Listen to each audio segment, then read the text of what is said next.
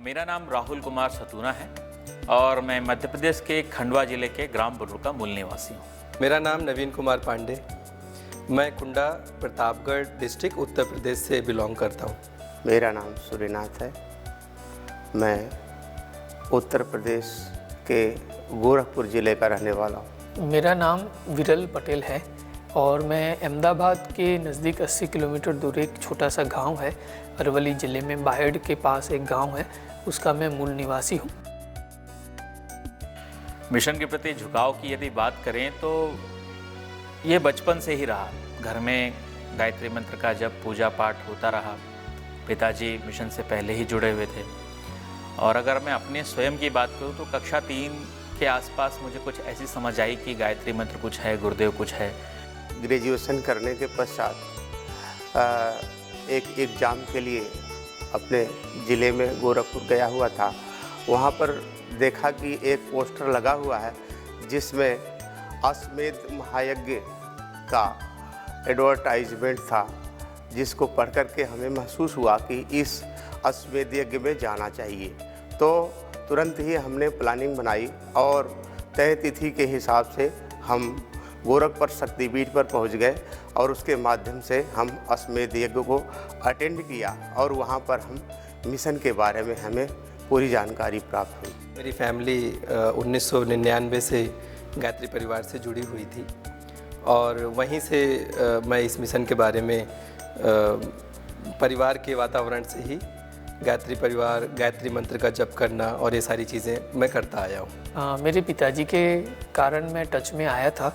1985 में जब मेरा जन्म हुआ था तो उससे पहले ही घर में देव स्थापना हो चुकी थी, लेकिन मेरे पिताजी 1988 में पहली बार शांति कुंज आए थे और तब से वे सक्रिय कार्यकर्ता बने हैं और इसी वजह से मैं बचपन से ही मेरे घर में गायत्री परिवार का माहौल रहा है।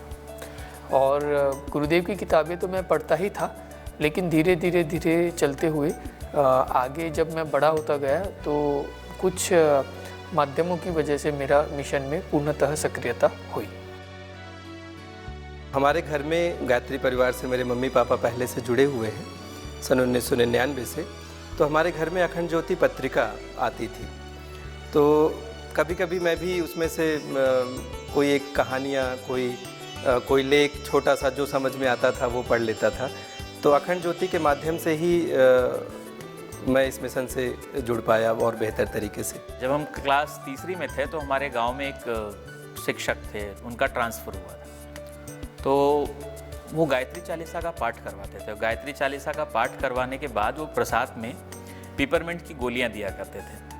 तो एक बाल मन की एक बड़ी जिज्ञासा हुआ करती थी कि भाई चलिए, उस समय पे जेब खर्च तो मिलता ही था, तो जेब खर्च के अतिरिक्त भी अगर मंदिर में जाने से पिपरमिंट मिल जाती थी तो जेब खर्च बच जाया करता था। तो ये क्रम लगभग तीसरी से लेकर के 7वीं कक्षा तक लगभग 4 साढ़े 4 साल तक चला कि रोज़ शाम को लगभग 6 बजे के आसपास हम लोग, हमारे गांव में गीता मंदिर है, वहाँ इकट्ठे हुआ करते और सभी मोहल्ले के लगभग 20-25 बच्चे उन सर के साथ में बैठकर गायत्री चालीसा का पूरा पाठ करते, गायत्री माता की आरती करते और अंत में प्रसाद के रूप में सबको वो पिपरमिंट की गोलियां दी जाती। उसके बाद ये हुआ कि उनका ट्रांसफ़र हो गया, पर ये बात वहीं की वही रह गई। पिताजी ने पूछा कि भाई अब आजकल शाम को घर पर ही नज़र आते हो, क्या बात है? हमने उन्हें बताया कि पहले चालीसा होती थी, पिपरमिंट की गोलियां वगैरह प्रसाद में मिलती थी, तो वहाँ समय बीत जाता था, अब ऐसा कोई काम बचा नहीं है। तो पिताजी ने फिर उस दिन से कहा कि ऐसा है बेटा कि गोलियां तो हम बहुत सारी ले आएंगे, आप इस क्रम को घर पर शुरू कीजिए। तो फिर वो घर पर शुरू हो गया और कह सकते हैं कि वो पिपरमिंट की गोलियां सबसे बड़ा और सबसे मीठा माध्यम बनी गुरुदेव और मिशन से जुड़ने के लिए। परम पूज्य गुरुदेव एवं मिशन से जुड़ने का माध्यम अश्वमेध यज्ञ ही रहा, जिसमें परम वंदनीय माता जी देव पूजन करा रही थी। लखनऊ अश्वमेध यज्ञ की घटना है जिसमें भव्य आयोजन हो रहा था, जिसमें देव पूजन के मंत्रों की ध्वनि से दिल गदगद हुआ और वहाँ पर हमने परम वंदनीय माता जी से दीक्षा प्राप्त की और उस दीक्षा में परम वंदनीय माता जी ने जब गायत्री मंत्र से टुकड़े टुकड़े करके बताया तो वो मंत्र अंदर तक आ गया। उन्होंने कहा बेटा गायत्री मंत्र को कम से कम अपने जीवन काल में तीन माला तो नित्य प्रति आपको करना ही चाहिए। तो ऐसा लगा जैसे माता जी हमारे लिए कह रही हैं और नित्य नियमित रूप से ये संकल्प बनता चला गया। उसके बाद उन्होंने मिशन के बारे में जब दीप यज्ञ की पूर्णाहुति के क्रम में उन्होंने कहा बेटा जो हमारा मिशन है ये बहुत बड़ा एक अभियान है जिसमें जुड़ करके आप सभी लोग धन्य हो जाएंगे। और उन्होंने कहा बेटा ये जो हमारा हाथ है ये एक बहुत बड़ा शक्तिशाली हाथ है और हम बहुत ही शक्तिशाली हैं, इस मिशन को खे रहे हैं। तो निश्चित रूप से जो इस मिशन में इस मिशन से जुड़े रहेंगे वो बहुत ही धन्य हो जाएंगे। तो ये माता जी के आवाज़ और निश्चित रूप से वो हमारे जेहन में समा गई और इस तरह से मिशन में जुड़ गए। परम पूज्य गुरुदेव से जुड़ने का मेरा माध्यम जो रहा है उसमें सबसे मुख्य भूमिका दो चीज़ों ने निभाई है। एक है जब मुझे यूएस में जब मेरा मास्टर और पीएचडी चल रहा था तब वहाँ पे कैंप्स यूथ कैंप्स होते थे, उसमें श्रद्धेय डॉक्टर साहब का आगमन होता था और उनके संपर्क से मेरे जीवन में बहुत बड़ा बदलाव आया और मैं मिशन के लिए जो मेरा पूर्ण समर्पण हो पाया वो मुझे लगता है कि उसका एक मुख्य कारण वो कैंप्स थे जिसमें श्रद्धेय डॉक्टर साहब का संपर्क सानिध्य मिला, आशीर्वाद मार्गदर्शन मिला। और दूसरा जो है वो मैं देव संस्कृत विश्वविद्यालय में लिए जाने वाले गीता की क्लास वो मेरे संपर्क में 2007 से आई। वहाँ पे यूएस में पढ़ाई के दौरान मुझे ये फ्री टाइम में या लेबोरेटरी में काम करते वक्त मैं ये लेक्चर सुना करता था और ये गीता के लेक्चर्स ने मेरे जीवन में इतना परिवर्तन लाया कि मैं गुरुदेव को नए स्वरूप से, नए विजन से देख पाया और मैं मिशन में पूर्ण रूप से जुड़ पाया। मेरा पहली बार शांति कुंज आगमन मार्च 2003 में हुआ था 9 दिवसीय साधना सत्र के लिए। उसके बाद यहाँ से जाने के बाद मिशन के कार्यक्रमों में जो भी अपनी क्षमता थी उसके हिसाब से भाग लेते रहे। धीरे धीरे करके ये चीज़ और आगे बढ़ी तो 2006 में जून में युग शिल्पी सत्र किया और फिर उसके बाद एक आध साल अपनी पढ़ाई की। 2003 में ही आए थे तो विश्वविद्यालय को बहुत ही नज़दीक से देखा था। उस समय सारी चीज़ें नए निर्माण के स्वरूप में थी और इसका जो दर्शन था वो एक अद्भुत रुचिकर लगा हमको। मन में था, महाकाल पर बैठकर कभी सोचा था कि काश ऐसे विश्वविद्यालय में पढ़ने का अवसर मिले और शायद महाकाल ने वो बात सुनी और कालांतर में जीवन में 2007 में ये अवसर मिला कि मैंने अपनी पढ़ाई यहाँ पर शुरू की। जहाँ तक मुझे याद है 1999 के आसपास पहली बार मैं मम्मी पापा के साथ में आया था। बहुत छोटी उम्र थी हमारी और उसके बाद फिर हमारा निरंतर हर एक साल में आना हुआ है। शांति कुंज में 1995 में युग शिल्पी सत्र करने के लिए आना हुआ जिसमें हम 1 महीने तक युग शिल्पी सत्र किए। शांति कुंज में मेरा सबसे पहले आगमन 5 या 6 साल की मेरी उम्र रही थी तभी हुआ था। जब मेरे पिताजी गायत्री परिवार से जुड़े हुए थे तो वो जब आते थे तो उनके साथ मेरा पहली बार आना हुआ था और बीच बीच में करीब हर 2 साल 3 साल में या करीब कभी कभी तो 1 साल में भी आना हो जाता था। और लेकिन सबसे पूर्ण रूप से मेरा यहाँ पे आना 2016 फरवरी में आना हुआ है। परम पूज्य गुरुदेव से जुड़ने के बाद जो बदलाव आए उनमें से 2 बदलाव सबसे ज़्यादा प्रमुख हैं। गांव के बच्चे हैं हम लोग तो ज़्यादा एक्सपोजर गांव में बच्चों को मिलता नहीं है जीवन के संबंध में या करियर के संबंध में। तो आत्मविश्वास जैसी चीज़ें बहुत दूर तक बच्चों को नज़र नहीं आती। लेकिन गुरुदेव से जुड़े, मिशन के कामों को किया और हर काम के महत्व को समझा। तो यूँ कह सकते हैं कि जब काम करना सीखने की उम्र थी तो गुरुदेव मिले और उस गुरुदेव के मिलने के साथ में एक बड़ा स्पष्ट विचार मिला कि विश्वास करो तुम दुनिया के सबसे महत्वपूर्ण व्यक्ति हो। तो वो जो एक कह सकते हैं सद्वाक्य था उसने दिन प्रतिदिन आत्मविश्वास जगाया और हर काम के प्रति एक जिम्मेदारी, एक समर्पण की भावना को जागृत किया। परम पूज्य गुरुदेव से जुड़ने के बाद और इस विश्वविद्यालय में आने के बाद जैसे कि हमारी जो हमेशा से ड्रीम रही है पहले मैं सोचता था कि साइंस की फील्ड में जाके कुछ मैकेनिकल इंजीनियरिंग कर लूँगा, कुछ ये सारी चीज़ें थी हमारे मन में। लेकिन जो एक पहले से जो जुड़ाव था, शायद गुरुजी कुछ इस जीवन से कराना चाहते थे। तो गुरुजी ने जो यहाँ पर आने का अवसर दिया, यहाँ पर बुलाया विश्वविद्यालय में, तो विश्वविद्यालय में आने के बाद, गुरुजी से जुड़ने के बाद जो जीवन में ये देखा कि जीवन को जीना कैसे है, इस जीवन का उद्देश्य क्या है, वो सब चीज़ें हमें समझ में आईं और उसको मैं महसूस भी कर सकता हूँ।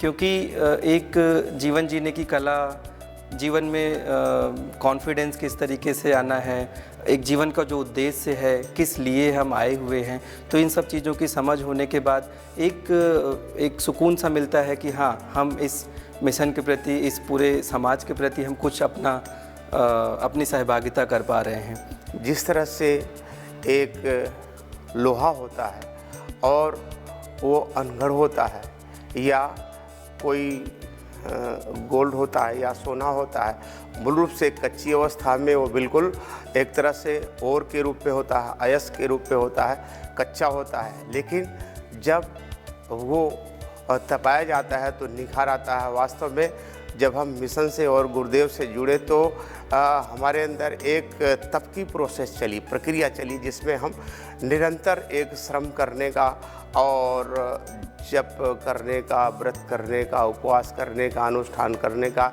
निरंतर एक क्रम चला, जिसके माध्यम से हमारे अंदर निखार आता हुआ चला गया।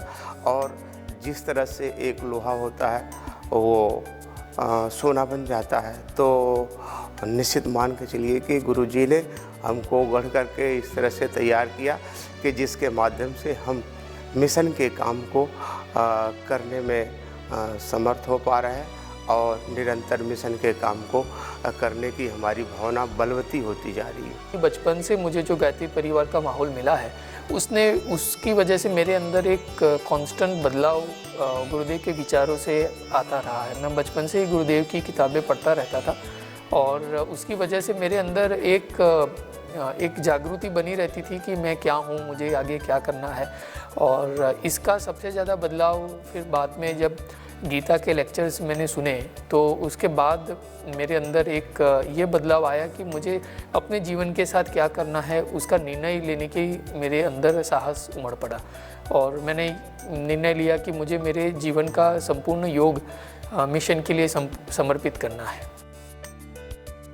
श्रद्धावान परिजनों के लिए संदेश के रूप में तो बस यही कहना चाहूँगा कि गुरुजी ने जो कहा है कि आप मेरा काम करिए, मैं आपका काम करूँगा, किसी और की तो मैं नहीं कहता, लेकिन मेरे जीवन में जो भी कुछ है सब कुछ यही है कि मैंने उनके काम को थोड़ा बहुत अपनी नगण्य सी क्षमता के साथ करने की कोशिश की है।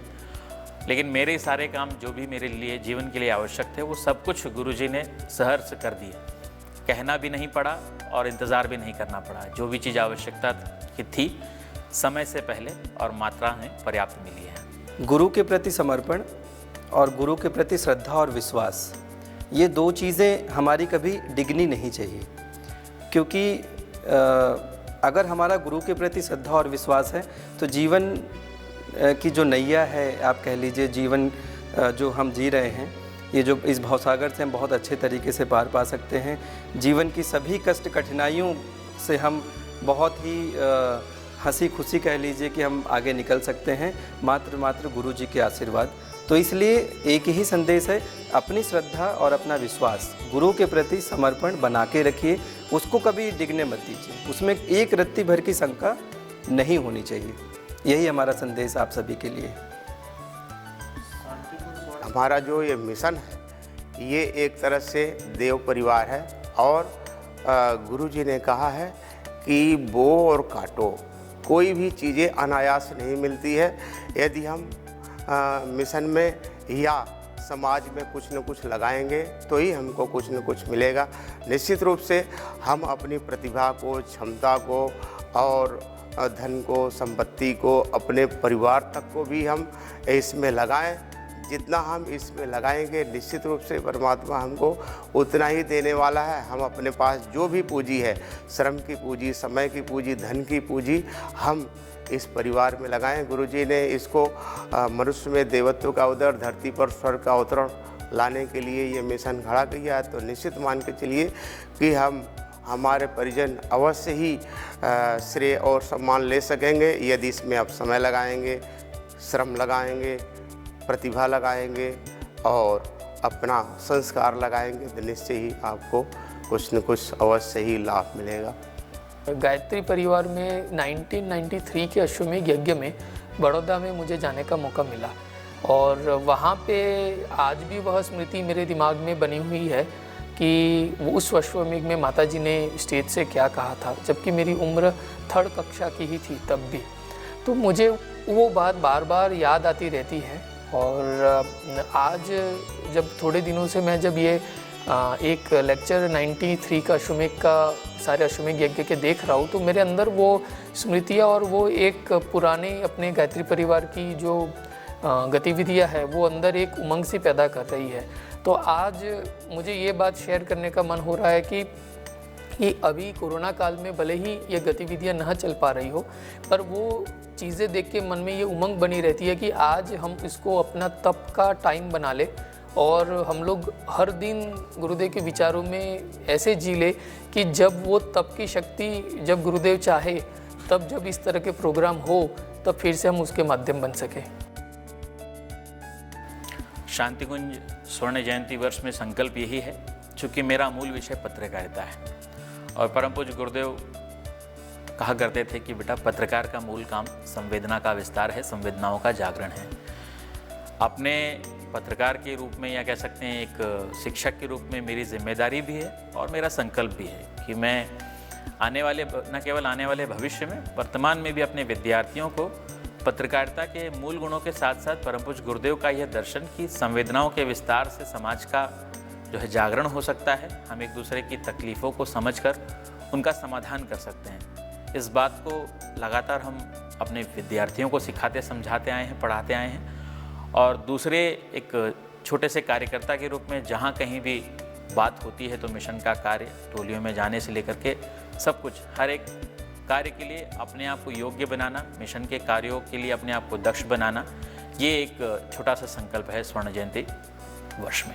स्वर्ण जयंती के इस अवसर पर हम लोगों ने कई तरीके के अलग अलग, जैसे गंगा जल का अभियान है, घर घर गंगा अभियान है और यज्ञ का अभियान है और इसी क्रम में एक जो गुरुजी के सप्त आंदोलन में से शिक्षा और स्वास्थ्य आंदोलन है, तो उसको लेकर हम लोग आगे बढ़ रहे हैं कि गांव में जाकर योग की शिक्षाएं देना, प्रज्ञा योग के प्रचार को बढ़ाना और छोटी छोटी कार्यशालाओं का आयोजन करना, ये हम लोग अभी कर रहे हैं और कॉन्फ्रेंस का, सम्मेलन का आयोजन करना, अलग अलग माध्यमों से क्षेत्रों में जाकर गुरुजी की पुस्तकों का वितरण करना, क्योंकि अगर जितने भी लेवल तक जाकर गुरुजी की किताबें, अखंड ज्योति पत्रिका, इन सब का हम लोग वितरण कर रहे हैं और ये कार्यक्रम हम चला रहे हैं।